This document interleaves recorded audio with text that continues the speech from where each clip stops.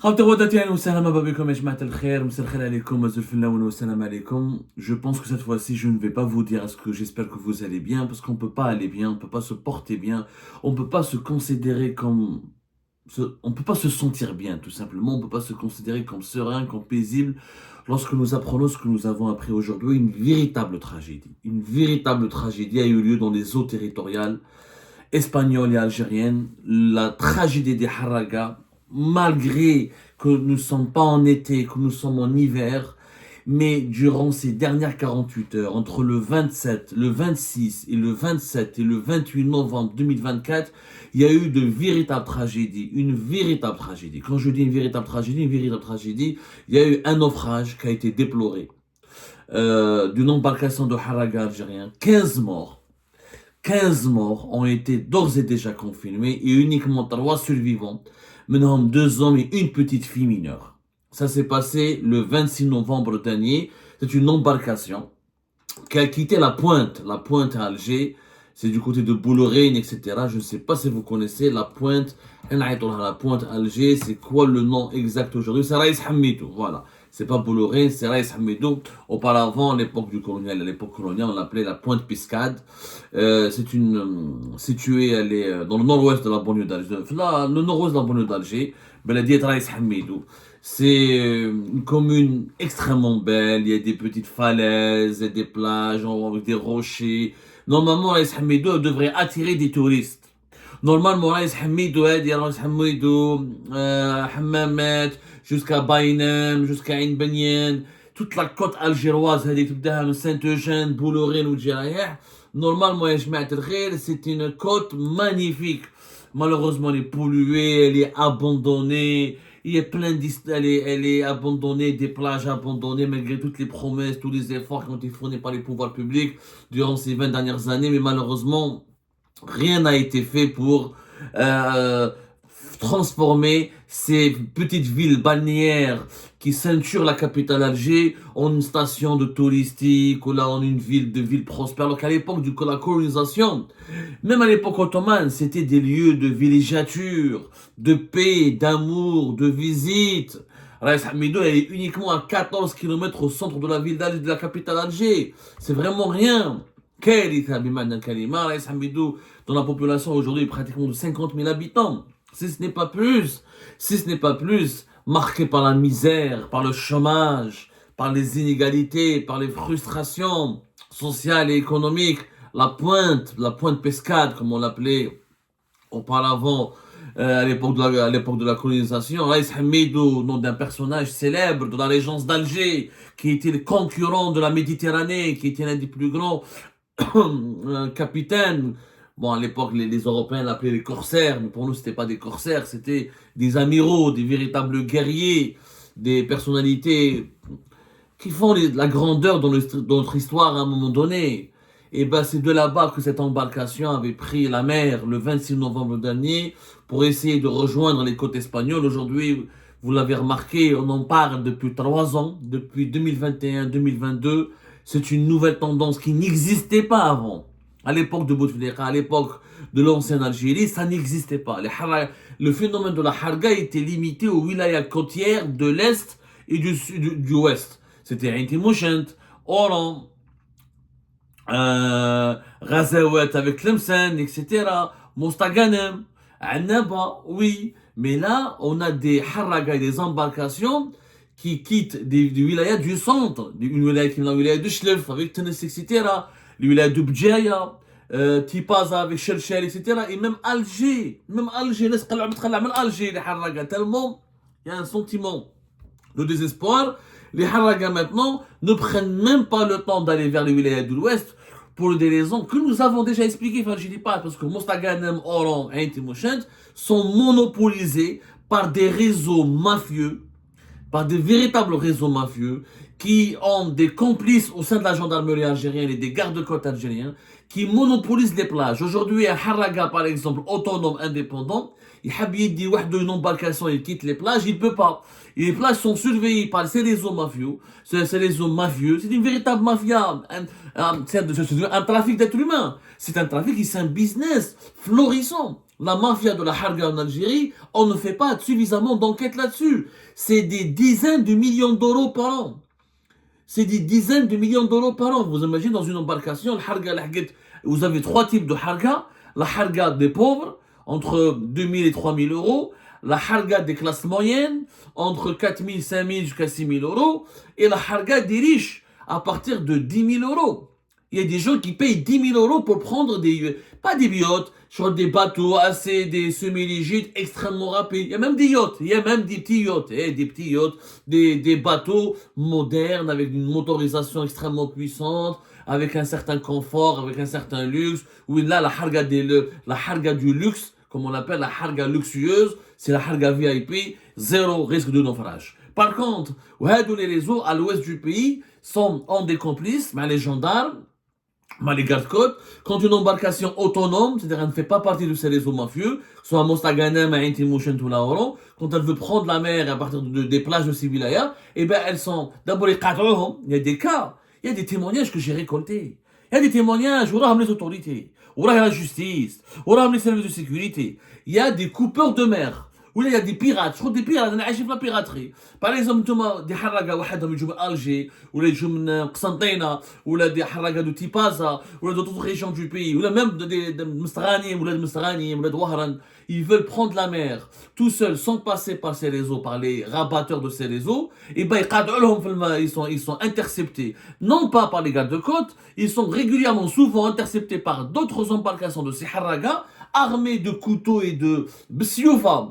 Vraiment, bsioufa, c'est des épées. Mais wallah, c'est des épées, des poignards et des épées. Ils les menacent, ils volent l'argent qu'ils ont, ils volent leurs affaires personnelles, ils leur volent de l'argent, ils les raquettent, ils le moulent. Donc à la plage, tu n'as pas le droit de quitter ce territoire est le nôtre. Personne ne parle de ces sujets, malheureusement. C'est une vérité. On en a parlé, Algérie Part, on en a parlé 2022, 2023, on en a fait des vidéos, on en a fait des émissions, on a tiré la sonnette d'alarme. On ne nous écoute pas. Parler de ce sujet des haragas est devenu même un crime. Aujourd'hui, si j'étais en Algérie, si je parle de ce sujet des haragas, ils devront l'habs. Atteinte à l'intégrité du pays, atteinte à l'image du pays, complot contre l'autorité de l'État. Tu travailles pour les Marocains, tu travailles pour les Israéliens, parce que je ne salis pas l'image du pays. C'est une vérité. Il y a eu 15 morts. Et ce n'est pas moi qui le dis. La pointe, et visiblement, selon les sources espagnoles, c'est heureusement nous avons en Espagne des braves types, des femmes et des hommes d'honneur, qui ont eu pitié de cette jeunesse algérienne, qui ont pitié de cette population algérienne qui désespère. Nous avons l'ONG, le Centre international pour l'identification de migrants disparus, qui est basé à Malaga, et qui dispose à Almeria du fameux et célèbre, et aujourd'hui il est très célèbre en Algérie, c'est l'espagnol le plus célèbre en Algérie, ce n'est pas un joueur de foot, ce n'est pas une personnalité politique, c'est un militant des droits des Haragas, un défenseur des droits des migrants, et un lanceur d'alerte qui s'appelle Francesco José Clemente Martin. Francesco José Clemente Martin, que tous les haragas algériens connaissent, que toutes les femmes et des haragas algériens connaissent. Il est basé à Almeria, il travaille avec l'ONG, le Centre international pour l'identification de migrants disparus, et il fait un travail exceptionnel. C'est lui qui, depuis 2021, il crée une page Facebook, il recense chaque jour les arrivées des haragas algériens, leur prise en charge par les autorités espagnoles, les éventuelles opérations d'expulsion, les interventions de la Croix-Rouge, les interventions des gardes-côtes espagnols pour les opérations de secours et de sauvetage. Il est devenu une source incontournable. Il est devenu le trait d'union entre les haragas algériens et les autorités espagnoles. Tellement il est connu et que les haragas algériens le contactent via les réseaux sociaux. Il y a des haragas, avant même de prendre la mer, de prendre les routes maritimes et de quitter les côtes algériennes pour aller vers l'Espagne, ils prennent contact avec lui, ils prennent son numéro, ils lui envoient, les haragas algériens lui envoient leur position GPS, ils prennent avec eux des téléphones, etc. Dès qu'ils captent un peu de réseau sur les eaux territoriales espagnoles, ils l'appellent directement pour lui dire, voilà, nous sommes perdus, nous avons une panne, il y a une tempête, on risque de faire un naufrage, et c'est lui, Francesco José Clemente, qui prend le relais, qui appelle les gardes-côtes espagnols, il mobilise, il interpelle la Croix-Rouge, et grâce à lui, des dizaines de personnes, voire des centaines de personnes sont sauvées chaque année. sur cette Méditerranée, cette mer, berceau de la civilisation humaine, cette mer de beauté et de grand charme et de majesté qui est devenue aujourd'hui un cimetière marin. Malheureusement, Francisco Clemente Martin n'a rien pu faire pour sauver les 15 personnes qui sont mortes à bord de cette embarcation de fortune qui a quitté la pointe Grace Hamidou pour aller vers l'Espagne. Elles sont, selon les informations de Francisco José Clemente, source encore une fois crédible et fiable. Il travaille avec il coordonne avec les familles, il coordonne avec les autorités espagnoles, avec les ONG espagnols qui se mobilisent pour sauver ces migrants, pour les secourir, pour les soulager à travers, après une des traversées extrêmement risquées. Il y a eu 15 morts, donc 15 morts, Allah yarhamhum, et aussi alayhim al-khair, uniquement 3 survivants, dont 2 hommes et une petite fille. Certainement, ces survivants ont été pris en charge par les autorités espagnols plus tard, parce qu'ils ont pu rallier les eaux territoriales espagnoles ou les eaux internationales. C'est un drame qui a eu lieu dans la plus grande discrétion, dans le silence total en Algérie. 15 morts. Et ce n'est pas tout. Ce n'est pas tout. Hadi le 27 novembre, le 27 et le 28 novembre. C'est comme un chiffre choquant. Les gardes-côtes espagnols sont intervenus, ont réalisé des interventions pour secourir et sauver la vie à 269 haragas algériens, dont plusieurs mineurs, dont plusieurs femmes, au large des îles Baléares, au niveau des eaux territoriales des îles Baléares, les Romains, Mallorca, Ibiza, Formentera, qui sont devenus, auparavant, ça c'est une nouvelle tendance aussi, dans la harga algérienne, auparavant les points de chute, les légions où débarquent entre guillemets les points de chute des haragas algériens, était régulièrement la province d'Alicante, d'Almeria et de Carthagène, au niveau de l'extrême sud des côtes de l'Andalousie. Mais là, les îles Baléares, c'est devenu une nouvelle destination. Comme elles sont plus proches, elles sont proches aussi, comme les Espagnols ont renforcé leur surveillance de la côte andalouse, de Alicante, Almeria, Carthagène, etc., Murcia, et ben maintenant ils se dirigent vers les îles Baléares, où les Espagnols ne peuvent pas tout surveiller. C'est des dizaines, des centaines d'embarcations par an. Des centaines. Rien que le 27 et le 28 et le 26 novembre 2024, en 3 jours pratiquement, il y a eu donc les opérations qui ont été accomplies par les gardes-côtes. On parle du service maritime des gardes-côtes espagnols. Vous savez, en Espagne, ils ont plusieurs agents spécialisés dans ce qu'on appelle la garde côtière en Espagne.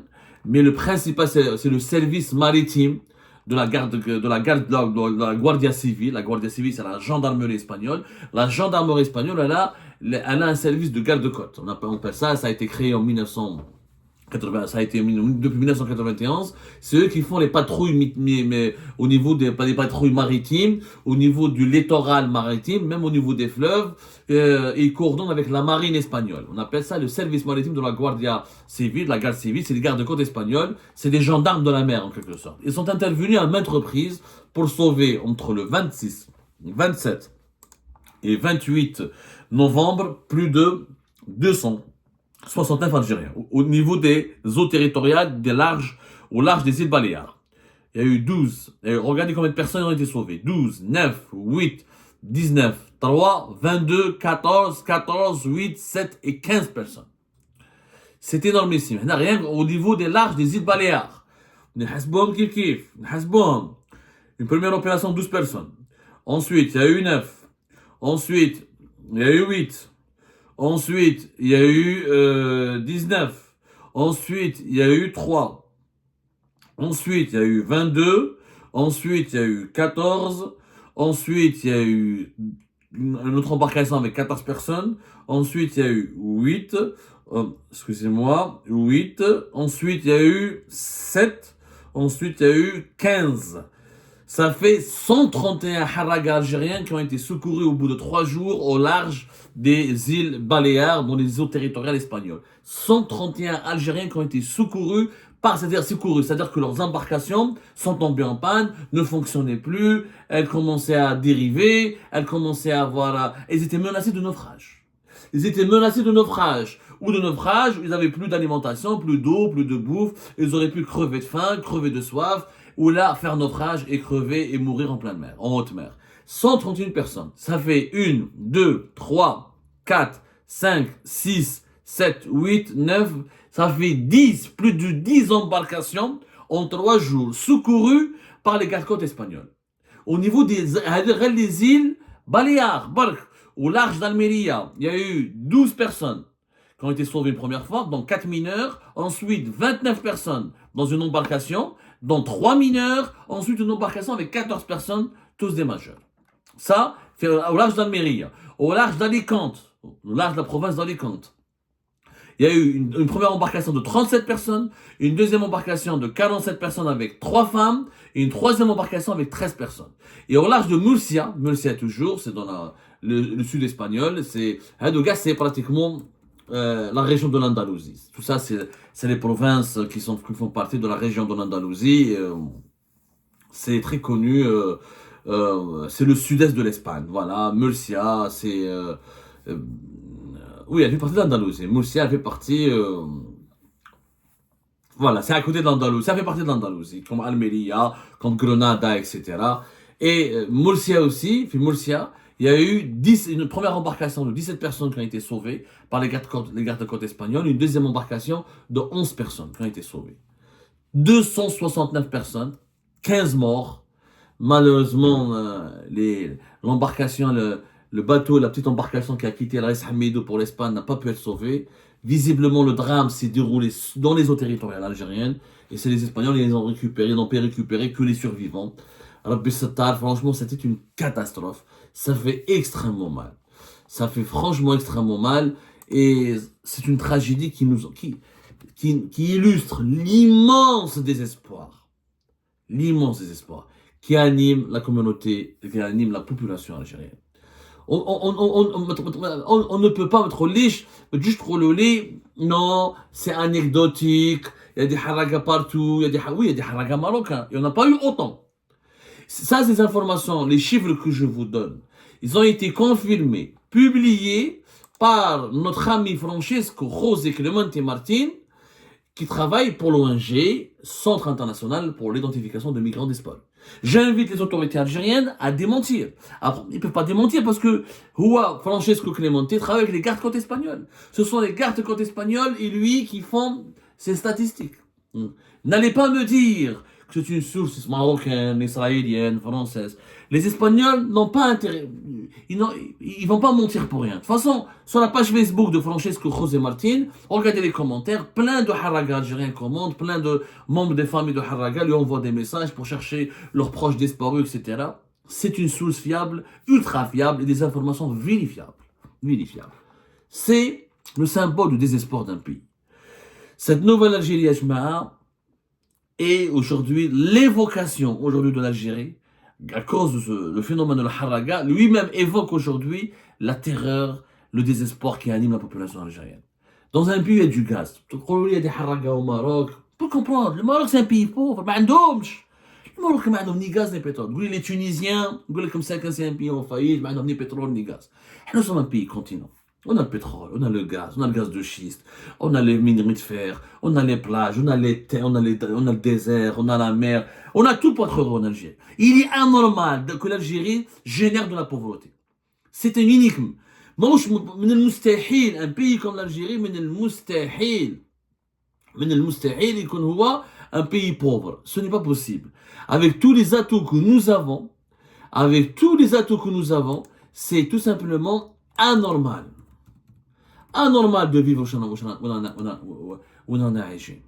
Ça fait mal au cœur. Ça fait franchement mal au cœur. Qu'est-ce qu'il faut faire? Tirer la sonnette d'alarme, on l'a fait. Crier sur tous les toits que les Algériennes et les Algériens souffrent, on l'a fait. Dire l'évidence que les Algériens et les Algériens n'auraient pas quitté leur pays de cette façon, n'auraient pas risqué leur vie, n'auraient pas pris le risque de périr en mer, s'ils n'étaient pas confrontés à la misère, à la persécution, parce qu'il n'y a pas que la misère sociale. Clairement, l'Algérie n'a jamais été un pays riche comme la Suède ou la Suisse.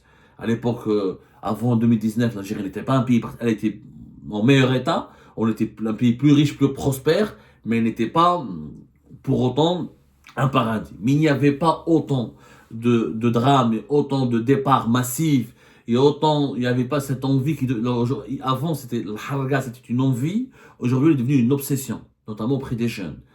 le désespoir ne s'explique pas uniquement par la situation économique, il est inévitablement lié à la situation politique du pays. La répression, l'absence de liberté d'expression, l'échec retentissant du Hirak, la politique des emprisonnements arbitraires. Des milliers de jeunes Algériens ont fini en prison parce qu'ils ont exprimé leur avis, ou ils ont demandé leurs droits civiques, leurs droits élémentaires, leurs droits sociaux, leurs droits économiques. Le pays qui est fermé, qui est verrouillé. Il n'y a pas que le boulot. Il y a même des actifs algériens qui travaillent, qui ont un salaire de 50 000, 40 000 dinars, parce que j'ai pas d'espoir. Même avec le peu de salaire que j'ai, non seulement je vis mal, mais je ne me sens pas libre dans mon propre pays. Les Algériens ne se sentent plus libres dans leur propre pays, ils ne se sentent plus vivre, et quand il n'y a plus de liberté, même quand tu as un salaire, tu ne peux pas vivre dignement. Parce qu'il n'y a pas que l'argent, il n'y a pas que le pain, l'huile ou le sucre. Il y a aussi la liberté, il y a aussi la dignité. La dignité, le pilier de la dignité, c'est la liberté. Je peux pouvoir vivre dans un pays où je peux m'exprimer, où je peux vivre ma jeunesse, où je peux accéder à des droits sociaux, mais aussi à des droits civiques, à des droits juridiques. Et ça, malheureusement, c'est l'enfer. C'est l'enfer des libertés. Il n'y a pas que la misère sociale. En plus de la misère sociale qui s'aggrave, il y a aussi l'absence totale de liberté publique et individuelle qui alimente cette mécanique terrible et terrifiant de la halga. Ne pas en parler, c'est être complice. Se taire, c'est être complice. Afficher son indifférence, banaliser ses morts, c'est non seulement être complice, c'est être coupable. Au même titre que ces dirigeants qui sont actuellement au pouvoir et qui ne font rien pour soulager la souffrance de la jeunesse algérienne et pour écouter la jeunesse algérienne. Alors que je rappelle que dans le nouveau gouvernement installé le 19 novembre dernier, il y a un ministre tout seul dédié à la jeunesse. Que le ministre de la Jeunesse, le nouveau ministre de la Jeunesse, qui n'a aucun sens, ce ministère.